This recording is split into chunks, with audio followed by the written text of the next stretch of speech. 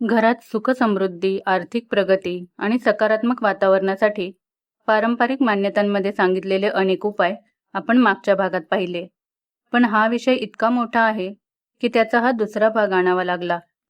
आजच्या भागात अशा काही गोष्टी जाणून घेणार आहोत ज्याबद्दल सांगितलं जातं की त्या घरातील सकारात्मकता, मनःशांती आणि समृद्धीशी संबंधित असू शकतात. त्यामुळे हा भाग शेवटपर्यंत नक्की पहा. चला तर मग व्हिडिओला सुरुवात करूया. घरातील फरशी पुसताना थोडे खडे मीठ पाण्यात टाकावे. त्यायोगे घरातील नकारात्मक ऊर्जा नष्ट होईल. लक्ष्मी प्राप्तीतले सर्व अडथळे दूर होतील. घरात, दुकानात किंवा कार्यालयात मुरली वाजवणाऱ्या श्रीकृष्णाची तस्वीर पूर्वेकडील भिंतीवर लावावी. त्यामुळे कर्ज घेण्याची वेळ कधीच येणार नाही. नोकरीमध्ये प्रमोशन मिळत नसेल तर हा उपाय नक्की करा. तो म्हणजे सर्वात प्रथम उजव्या हातावर काळ्या रंगाचा दोरा बांधलेला असेल तर सर्वात प्रथम तो काढून टाकावा आणि त्याऐवजी पंचरंगी धागा बांधावा. दररोज सकाळी कबुतरांना ज्वारी टाकावी. त्यामुळे प्रगती नक्की होईल असे सांगितले जाते.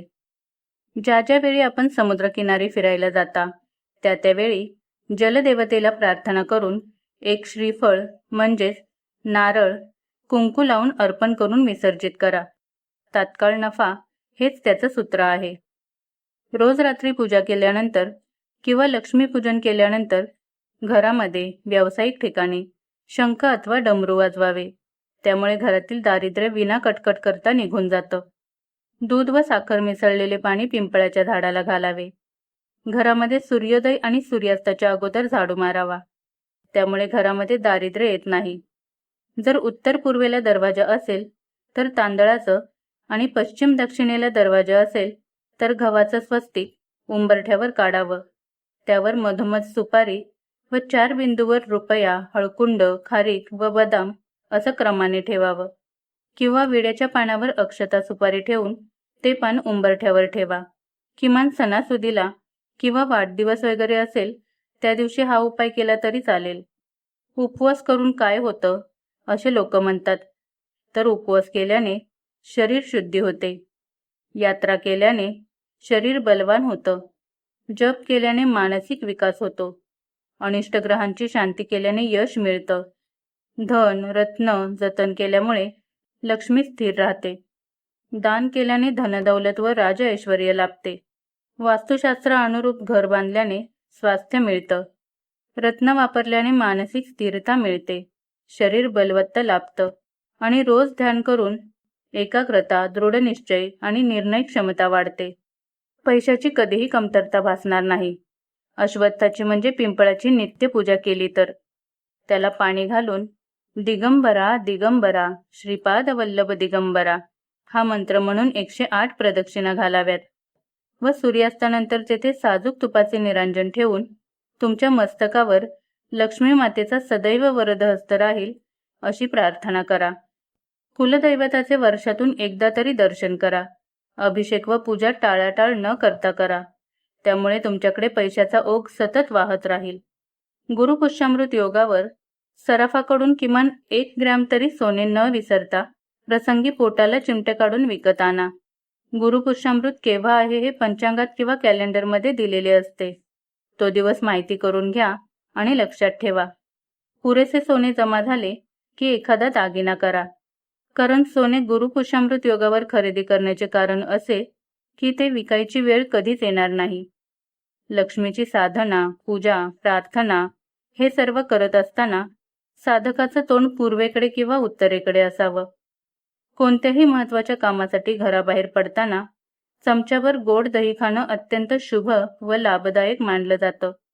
स्नान करूनच भोजन करावे. जेवण केलेल्या ताटात कधीही हात धुवू नये. मांडीवर किंवा हातात ताट घेऊन कधीही जेवू नये. दक्षिणेकडे तोंड न करता जेवावे. सतत पवित्र गोष्टींचं ध्यान करावं. चुकूनही अपशब्द बोलू नये. शक्य असेल तर रोज 1 तास तरी मौन पाळावं. एक लांबलचक मोरपीस विकत आणून ते घराच्या दक्षिणेकडील भिंतीवर लावून ठेवावे. रोज सायंकाळी त्याला उदबत्ती ओवाळावी. हा उपाय ज्यांचे येणे अडकून पडले आहे त्यांनी अवश्य करून पाहण्यासारखा आहे. 3-4 महिन्यात येणे असलेली रक्कम हटकून परत मिळते. व्यापार मंदावत चालला असेल किंवा व्यापार बंद पडला असेल किंवा भांडवल असूनही व्यापार होत नसेल, तर अशा वेळी व्यापारामध्ये यश येण्यासाठी पुढील प्रभावी तोडगा अवश्य करावा. तो म्हणजे दररोज सकाळी देवासमोर बसून विष्णू सहस्त्रार्जुनाचा जप करावा. तसेच तुळशी काष्ठाची पाने घेऊन ओम नमो विष्णवे नमः या मंत्राचा 108 वेळा जप करावा.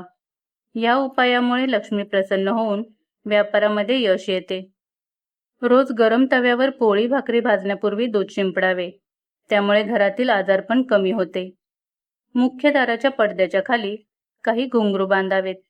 त्यामुळे घरात प्रसन्नतेचं वातावरण राहील. जास्तीत जास्त अन्नदानाच्या योगे अनेक दोष नष्ट होतात. जेव्हा तुम्ही बँकेत पैसे जमा करण्यासाठी जात असाल, तेव्हा रस्त्याने ओठ न हलवता मनातल्या मनात श्री श्री या मंत्राचा जप अवश्य करत जावा. त्यामुळे आर्थिक स्थितीमध्ये आश्चर्यकारक रूपात वृद्धी होईल. वारंवार धन जमा करण्याची संधी येईल. धनदायी नक्षत्र मृग, पुष्य, मघा, मूळ या नक्षत्रात तुमची कामे तुम्ही सुरू करू शकता. त्यामुळे त्याचा खूप फायदा होतो. लक्ष्मी प्राप्तीच्या इच्छुकांनी अन्न व दूध झाकून ठेवावे. गुरुपुष्य किंवा रविपुष्य नक्षत्राला कार्यसिद्धी यंत्र, श्रीयंत्र व कुबेर यंत्राची एकाच वेळी किंवा एकत्र घरात व्यवसायाच्या ठिकाणी विधिवत स्थापना करावी. घरातील नवीन केरसुणी आणल्यावर तिला हळद कुंकू लावून पूजा करून नंतरच वापरावी. तिला पाय लावू नये व ती सहज दिसेल अशा ठिकाणी ठेवू नये. दिवे लागल्यानंतर घरात झाडू मारू नये. घराचा मुख्य दरवाजा नेहमी फडक्याने पुसून स्वच्छ ठेवावा. तसेच संध्याकाळी तिन्ही सांजेला मुख्य दरवाजा थोडा वेळ उघडा ठेवावा. त्यावेळेस त्याला धूप दीप दाखवावा. सर्व मनोरथ पूर्ण होण्यासाठी एका मंडलाचे पठण करावे.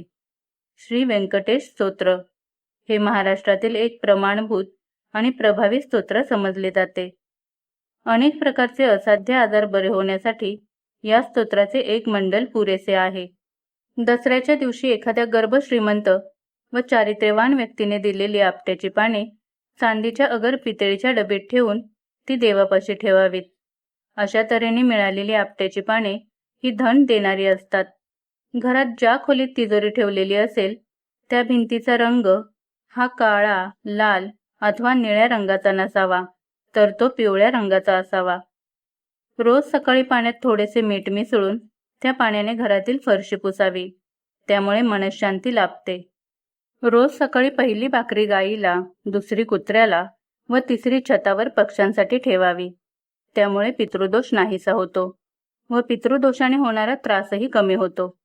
कोणाकडून जर कर्ज घेतले असेल तर त्यातले 5 ते 10 रुपये त्वरित कर्ज परतफेड म्हणून परत करावेत. त्यामुळे कर्ज लवकर उतरते. तर लक्ष्मी साधना कशी करावी?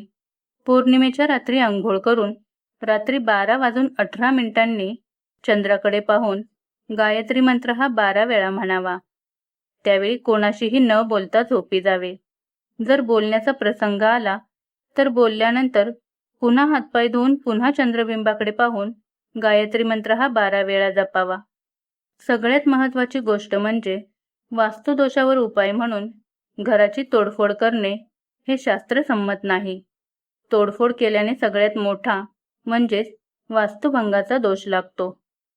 घराच्या प्रवेशद्वारावर किंवा मुख्य दरवाजावर लाल रंगाचे कुंकवाचे स्वस्तिकाचे चिन्ह काढावे. या स्वस्तिकाचे स्टिकर शक्यतो लावू नये. उंबरठ्यावर दर पौर्णिमेला तसेच अमावास्येला 5 कापराच्या वड्या जाळाव्यात. त्यामुळे पंचमहाभूतांचा दोष परिहारार्थ होतो.